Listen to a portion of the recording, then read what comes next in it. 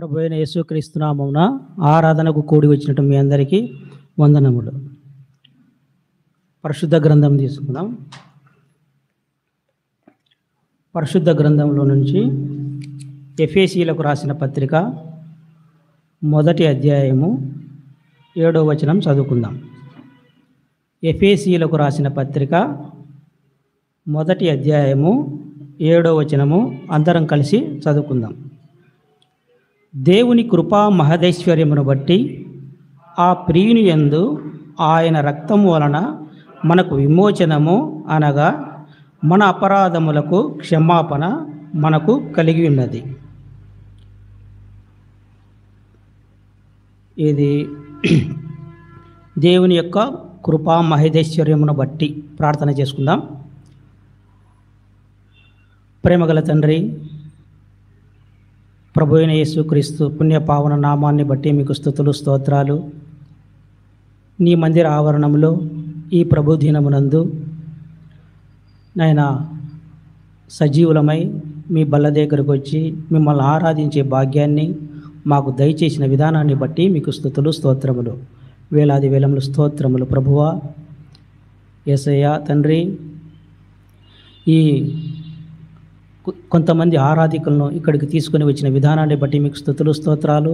ఇంకా ఎవరైనా రావాల్సి ఉంటే వారిని మీరు త్వరపెట్టి పురికొలిపి తోడుకొని రావాల్సిందిగా కోరుకుంటున్నాం. యేసయ్య తండ్రి, చదవబడిన వాక్యాన్ని భాగం తండ్రి నాయన మీరు పంచిపెట్టమని ప్రభు అయిన యేసు నామమున ప్రార్థిస్తున్నాము తండ్రి, ఆమేన్. ఇక్కడ మనము దేవుని యొక్క కృపా మహదైశ్వర్యమును అని తెలుసుకున్నాం. కృప అంటేనే మనకు తెలియకపోతే కృపా మహదైశ్వర్యం గురించి తెలుసుకోవడం కొద్దిగా ఇబ్బందికరమైనది. కృప అంటే ఇంతకుముందు మనకు రాజేశన్న గారు చెప్పినట్టు అర్హత లేని వాడు అర్హతగా గావించబడమే కృప. అంటే అర్హత లేని వానికి అర్హత ఇవ్వడమే కృప.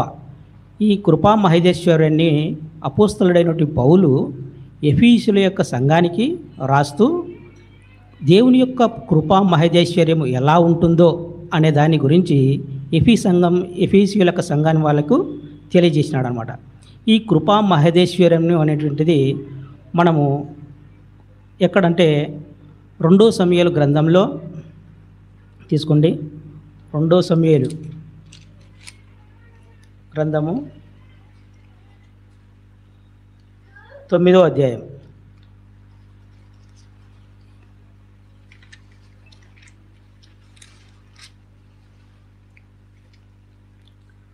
2 సమూయేలు గ్రంథంలో 9వ అధ్యాయంలో యేసు యొక్క కృపా మహదైశ్వర్యాన్ని ఒక సంఘటనను ఇందులో మనం చూస్తామన్నమాట. ఈ కృపా మహదైశ్వర్యం గురించి ఈ అధ్యాయంలో చూస్తాం. ఈ 9వ అధ్యాయంలో ఏముందంటే యోనాతాను మెఫీబోషెతుల యొక్క వృత్తాంతం ఈ అధ్యాయంలో ఉంది. ఈ 2 సమూయేలు గ్రంథము 9వ అధ్యాయంలో ఎవరిది ఉంది అంటే యోనాతాను మరియు మెఫీబోషెతుల యొక్క వృత్తాంతం ఈ అధ్యాయంలో ఉంది. ఇక్కడ కృపను వీళ్ళు పొందినారన్నమాట. ఈ అధ్యాయంలో కృపను పొందినారు. ఆ కృపను గురించి ఈ అధ్యాయంలో తెలుసుకుంటాం. యోనాతాను అంటే ఏంటంటే గిఫ్ట్ ఆఫ్ గాడ్, అంటే దేవుని వలన ఇయ్యబడినవాడు అని అర్థం. యోనాతాను అంటే అర్థం ఏంటి అంటే దేవుని వలన ఇయ్యబడినవాడు అని అర్థం యోనాతాను అంటే. అదే విధంగా మెఫీబోషెతు అంటే సిగ్గును నాశనం చేసినవాడు అని అర్థం.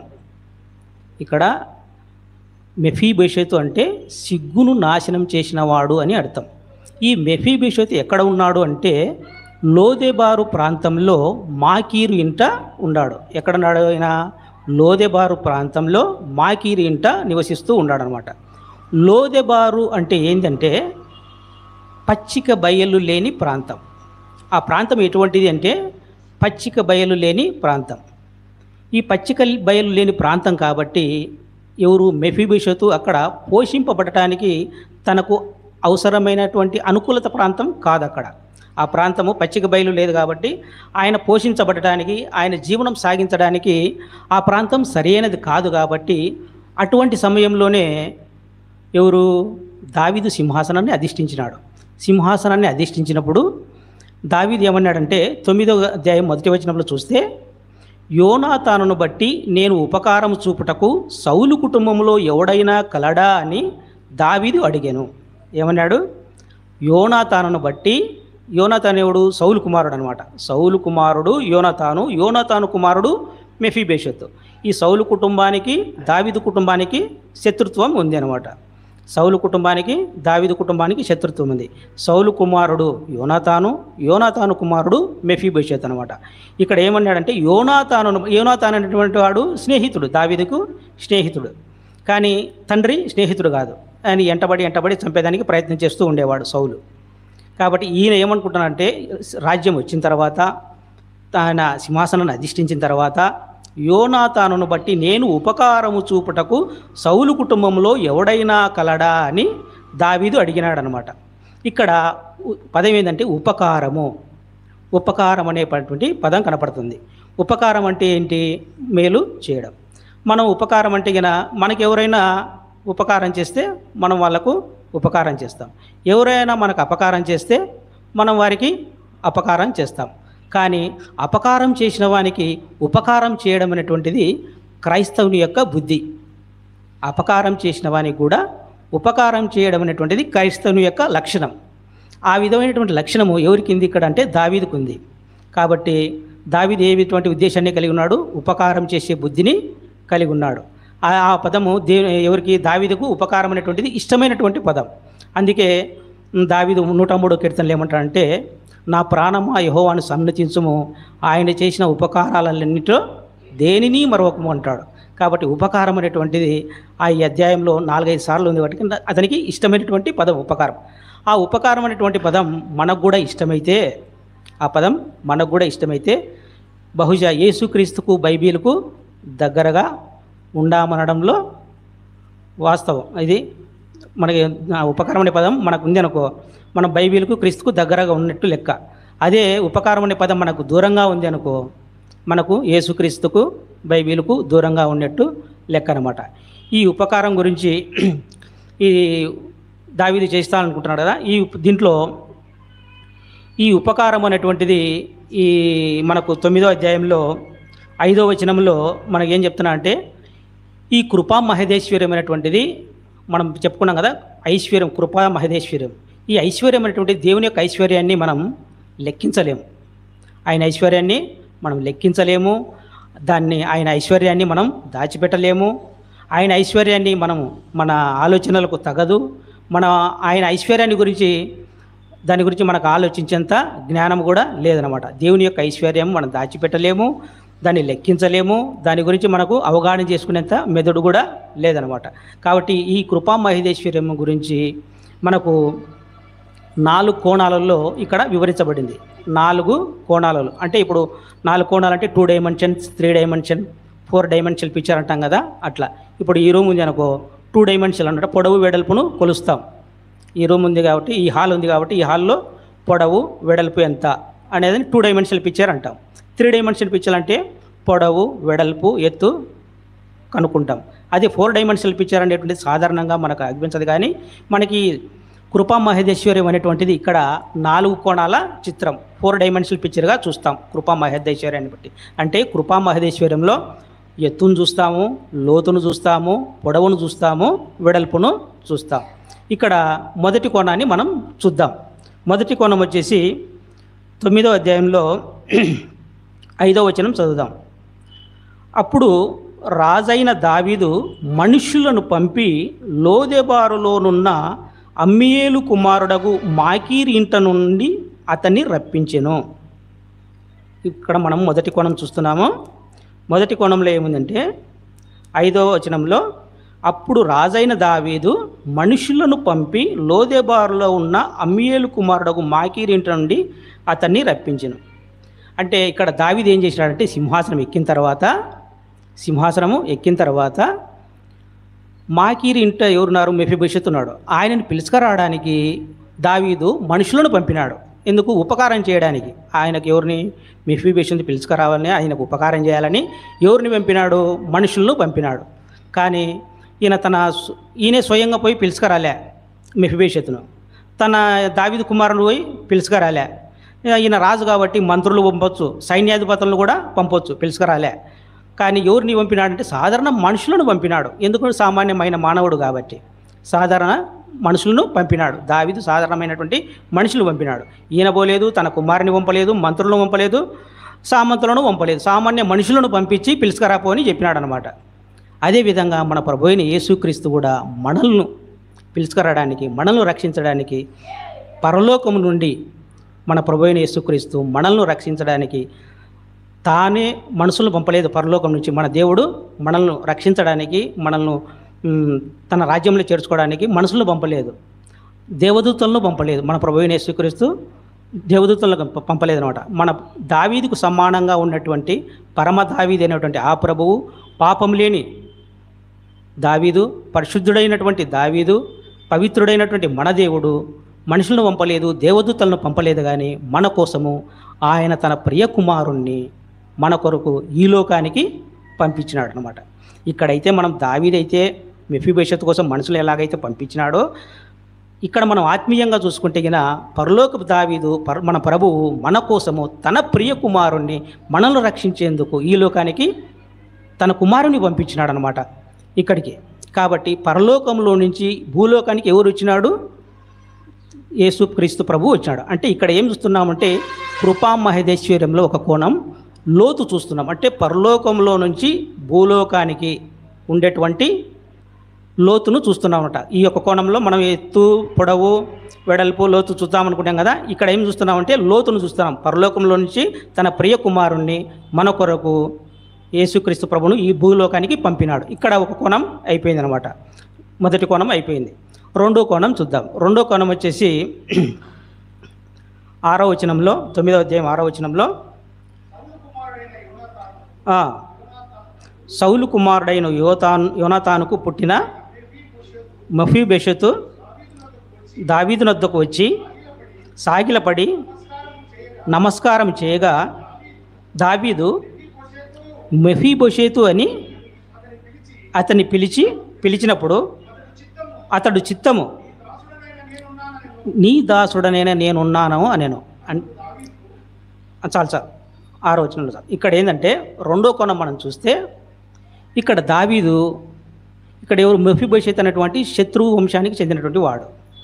ఒక శత్రువుని దావీదు ఏమని పిలుస్తున్నాడు? మెఫీబోషెతు అని పేరు పెట్టి పిలుస్తున్నాడు. ఏమని పిలుస్తున్నాడు? మెఫీబోషెతు అని పేరు పెట్టి పిలుస్తున్నాడు. అదే మనకు సరిపడని వారు ఉన్నామనుకో, మనకు నచ్చని వారు, మనం మాట్లాడని వారు, మనకు తెలియని వారు, మనకు శత్రువులు అయితే మనం పేరు పెట్టి పిలుస్తామా? పిలుస్తాం. ఆ వాడు వీడు అని అంటాం.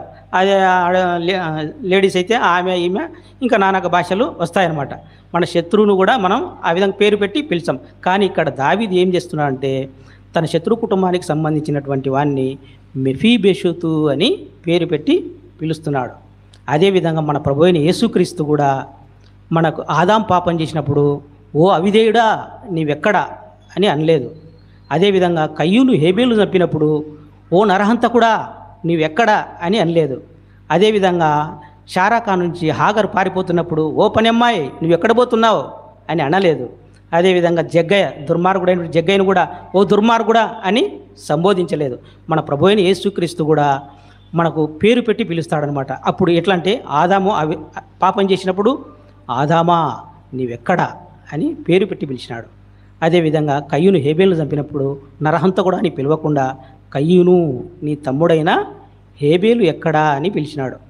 షారా నుంచి పారిపోతున్నప్పుడు హాగరు ఓ పనమ్మాయి అని అనకుండా శారాదాసివైన హాగరు నీవు ఎక్కడికి వెళ్తున్నావు అన్నాడు. అదేవిధంగా జగ్గయ్య దుర్మార్గుడైనప్పటికీ అనేక పన్నులు వసూలు చేసి అనేక మంది చేత అత్యధికమైన సుంకరి కాబట్టి పన్నును వసూలు చేసిన అతన్ని కూడా మన దేవుడు దుర్మార్గుడా అని సంబోధించకుండా ఏమని పిలిచినాడంటే జక్కయ్య త్వరగా దిగుము అని అన్నాడు. మన ప్రభువైన యేసుక్రీస్తు కూడా శత్రువును కూడా పేరు పెట్టి పిలిచేటువంటి స్వభావం కలవాడు. పేరు పెట్టి స్వభావం పిలిచేవాడు.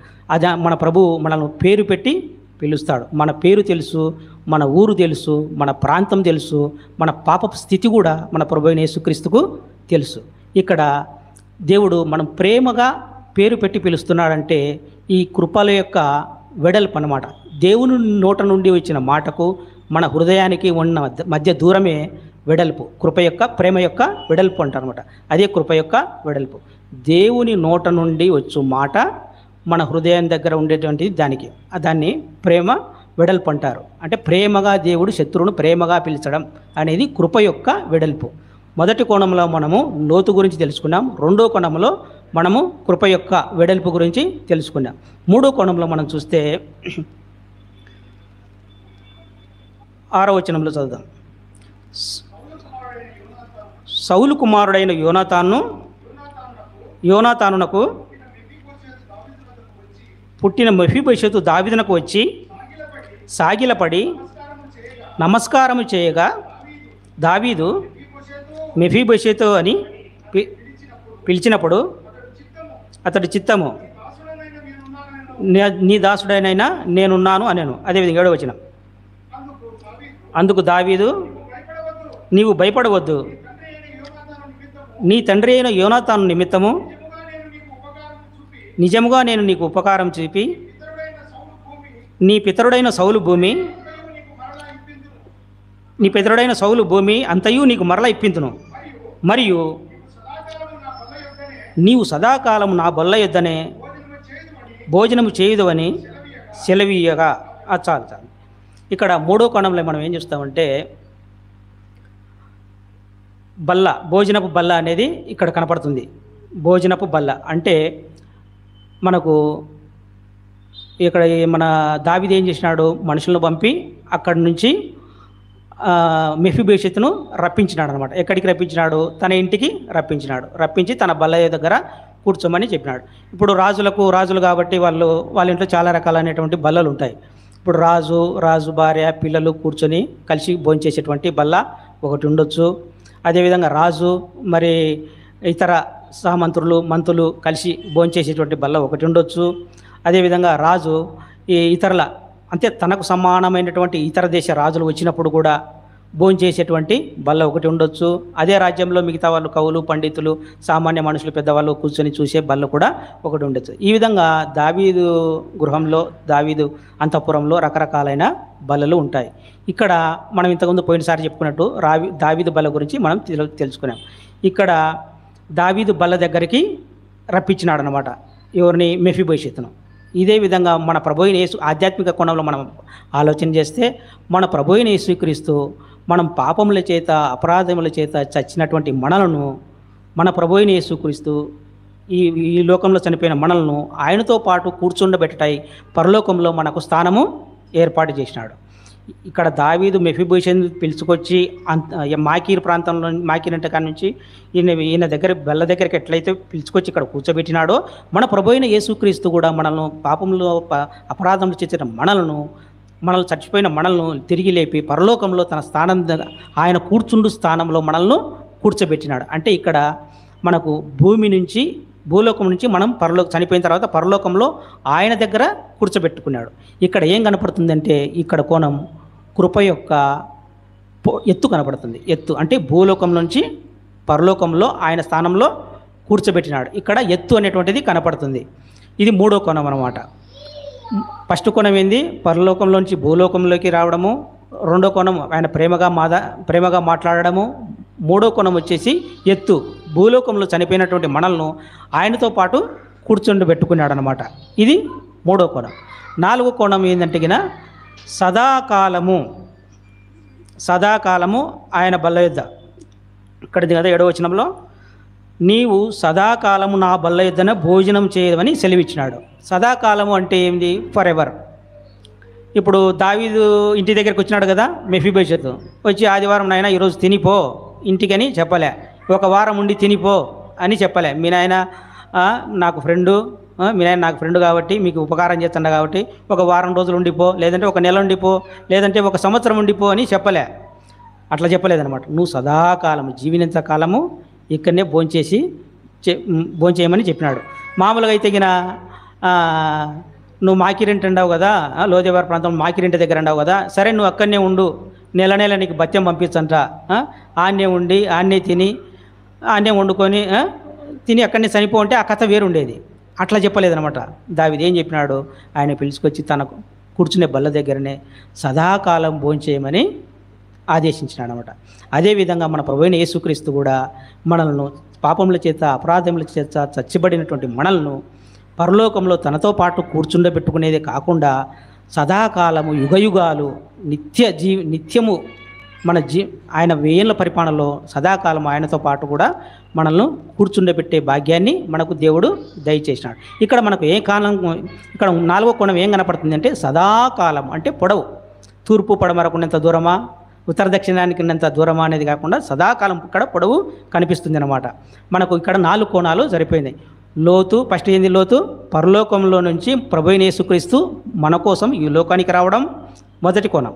రెండో కోణం ప్రభువైన యేసుక్రీస్తు మనతో ప్రేమగా మాట్లాడడం, మనతో పేరు పెట్టి పిలిచడం, ప్రేమగా మాట్లాడడం, ఆదరణగా మాట్లాడడం, అది ప్రేమ యొక్క వెడల్పును తెలియజేస్తుంది, అంటే కృప యొక్క వెడల్పును తెలియజేస్తుంది. మూడో కోణం చనిపోయిన పాపముల చేత అపరాధముల చేత చచ్చిన మనలను ఈ భూలోకంలోంచి పరలోకంలో ఆస్థానంలో కూర్చోబెట్టిన విధానం, అది ఎత్తును సూచిస్తుంది, కృప యొక్క ఎత్తును సూచిస్తుంది. అదేవిధంగా కృప యొక్క పొడవును ఏది సూచిస్తుందంటే సదాకాలము ఆ బల్ల దగ్గర కూర్చునే భాగ్యాన్ని సూచిస్తుంది అన్నమాట. ఇప్పుడు మనం చెప్పేది ఏంటంటే, ఇప్పుడు నేను ఈ బల్ల దగ్గర చేసుకొని కూర్చున్నాను అనుకోండి, ఈ బల్ల ఇట్లా అడ్డం పెట్టుకొని చేసుకొని కూర్చుంటే నాకు తెలిసిన వాళ్ళు అయితే ఈయనకు మామూలు కాళ్ళు ఉన్నాయి లేదా కృత్రిమ కాళ్ళు ఉన్నాయా అనేది వాళ్ళకి తెలిసిపోతుంది. అంటే కృత్రిమ కాళ్ళు అంటే మనకు ప్లాస్టిక్ కాళ్ళు పెట్టుకుంటారు కదా, అట్టా మనకు నా గురించి తెలిసిన వాళ్ళైతే, నన్ను గురించి చూసిన వాళ్ళైతే ఈయనకు లేవు, కృత్రిమ కాళ్ళు లేవు, మామూలు కాళ్ళే ఉన్నాయని అనుకుంటారు. కానీ కొత్తగా వచ్చిన వాళ్ళు, తెలియని వాళ్ళు ఈ బల్ల అడ్డం ఉంది అనుకో, కూర్చుంటే గిన మనకు ఆ కృత్రిమ కాళ్ళు అనేటువంటి ఉన్నాయా, సాధారణ కాళ్ళు ఉన్నాయా అనేది వాళ్ళకు చెప్పలేరు. ఎందుకంటే అనుమానం, డౌట్. ఎందుకు చెప్పలేరు? ఆ బల్ల అనేటువంటిది కప్పేసింది అనమాట. ఆ బల్ల అనేది మన కాళ్ళు కనపడకుండా కప్పేసింది, ఎదుటి వ్యక్తి చూడలేడు అనమాట, కప్పేసింది.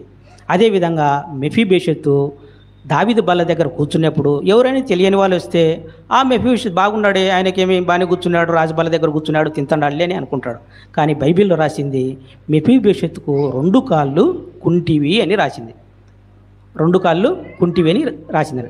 ఇక్కడ ఏం చేస్తుంది అంటే 2 కాళ్ళు ఆ బల్ల అనేటువంటిది కప్పేసింది, కనపడకుండా. దావీదు బల్ల దగ్గర కూర్చున్నప్పుడు మెఫీబోషెతు యొక్క 2 కాళ్ళు కుంటివి అని కనపడకుండా ఆ బల్ల, దావీదు బల్ల కప్పేసింది. కాబట్టి మన ప్రభు అయిన యేసుక్రీస్తు యొక్క ప్రభు బల దగ్గరికి మనం వచ్చినప్పుడు కూడా, మన ప్రభు అయిన యేసుక్రీస్తు ప్రభు బల దగ్గరికి మనం వచ్చినప్పుడు కూడా మన ఆత్మీయమైన అంగవైకల్యం, అంటే మన పాపముల చేత, అపరాధముల చేత, అవిధేయుల చేత చచ్చినటువంటి మనల్ని, పాపముల చేత ఉన్నటువంటి మనల్ని ఈ ప్రభు బల దగ్గరికి వచ్చినప్పుడు మన వీటినన్నింటినీ ఈ ప్రభు వల్ల కప్పేస్తుంది అన్నమాట. ఈ ప్రభు వల్ల కప్పేస్తుంది. ఈ ప్రభు వల్ల మనకు మన భౌతికమైనటువంటి అంగవైకల్యం గురించి ఇక్కడ మాట్లాడడం లేదు, కానీ ఆత్మీయ అంగవైకల్యం మన కళ్ళ ఉన్నాయి కదా, పాపం చేస్తే, అపరాధం చేస్తే చచ్చిన మనం ఈ ప్రభువుల దగ్గరకు వచ్చినప్పుడు ఈ ప్రభు వల్ల ఆత్మీయ అంగవైకల్యాన్ని కప్పివేస్తుంది అనమాట. ఇక్కడ ఇంకొకటి ఏంటంటే, చివరగా దావీదు మెఫీబోషెతుకు ఇంటి దగ్గరికి సొంతంగా తాను పోలేదు, ఆయన పోలేదు. కానీ మన ప్రభు అయిన యేసుక్రీస్తు తానే స్వయంగా మన కోసం వచ్చినాడు. ఇక్కడ దావీదు మెఫీబోషెతు కోసం తన కిరీటాన్ని వదులుకోలేదు, పిలుచుకురావడానికి తన కిరీటాన్ని వదులుకోలేదు. కానీ మన ప్రభు అయిన యేసుక్రీస్తు మన కోసం తన కిరీటాన్ని వదులుకొని వచ్చినాడు ఈ లోకంలోకి. దావీదు మెఫీబోషెతు కోసం పోయేటప్పుడు తన సింహాసనాన్ని వదులుకోలేదు, తన అంతఃపురాన్ని వదులుకోలేదు. కాబట్టి మన ప్రభు అయిన యేసుక్రీస్తు కూడా, మన ప్రభు అయిన యేసుక్రీస్తు తాను పరలోకంలో సింహాసనాన్ని, కిరీటాన్ని, తన వైభవాన్ని వదులుకొని పరలోకంలో పరలోకంలో కూర్చుండబెట్టుకునే భాగ్యాన్ని వదులుకొని మన కోసము ఆ లోకాన్ని విడిచిపెట్టి ఈ లోకానికి వచ్చాడు మన కోసం. ఇక్కడైతే దావీదు తన కిరీటాన్ని వదలకలే, తన సింహాసనాన్ని వదలక, తన అంతఃపురాన్ని వదలకలే. కానీ మన ప్రభువైన యేసుక్రీస్తు మన కోసం సిలువను, కిరీటాన్ని వదులుకున్నాడు, సింహాసనాన్ని వదులుకున్నాడు, తన వైభవాన్ని అంతటిని వదులుకొని, తన అంతఃపురాన్ని వదులుకొని మన కోసం ఈ లోకానికి మన ప్రభువైన యేసుక్రీస్తు వచ్చినాడు అనమాట. దావీదు మెఫీబోషెతు కోసం సిలువ మోయలేదు. ఇది దావీదు మెఫీబోషెతు కోసం సిలువ మోయలేదు, రక్తం గార్చలేదు, దెబ్బలు కొట్టించుకోలేదు, చనిపోలేదు, సమాధి చేయబడలేదు, తిరిగి లేయబడలేదు. కానీ మన ప్రభువైన యేసుక్రీస్తు మన కోసము, మన పాపాల కోసం మనల్ని రక్షించేదానికి ఆ ప్రభువైన యేసుక్రీస్తు మన కోసం సిలువ మోసినాడు, రక్తం గార్చినాడు, దెబ్బలు తిన్నాడు, సమాధి చేయబడినాడు, తిరిగి లేచినాడు. కాబట్టి మన ప్రభువైన యేసుక్రీస్తు యొక్క రక్తము మన పాపాలన్నింటినీ కప్పివేస్తుంది అనమాట. రక్షణ విమోచన, మనం మన నోటితో పాపాలను ఒప్పుకుంటే ఆయన రక్తం మనకు రక్షణ విమోచనాన్ని కలుగజేస్తుంది అనమాట. దేవుడి మాటలు దీవించును గాక.